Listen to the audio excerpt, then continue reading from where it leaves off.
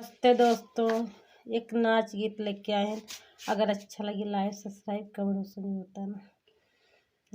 जगिया कई भजनिया भला भावे मोरी माई हो। जगिया कई भजनिया भला भावे हमारी माई हो। जगिया तू तो जाइत जोगिया संग जाइत पहिलिया नवाई ससुर मोरे आए। पहिलिया नवाई तोरे ससुर मोरे आए। मोरी बेटी हो कहू न जब जावना जवाब मोरी माई हो। कौन जवाब देव मोरी बेटी हो।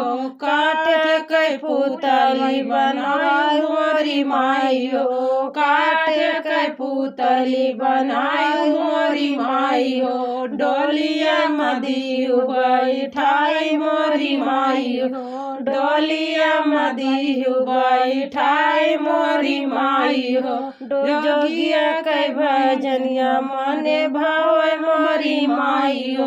जोगिया के भजनिया भला भावे मोरी माई हो।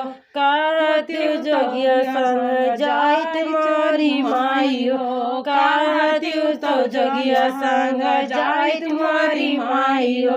दूसरिया नवैया तोरे जेठऊ जवाइया मोरी बेटी हो। तोहरे जेठऊ नवाई हो मोरी बेटी हो। कावन जवाब मोरी बेटी हो। कावन जवाब मोरी बेटी हो।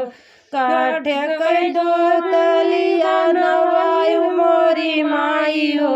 काठे कई पुतली बनवायु मोरी माई हो।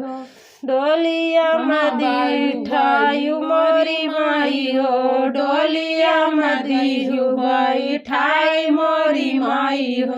जोगिया कई भजनिया भला भाव मोरी माई।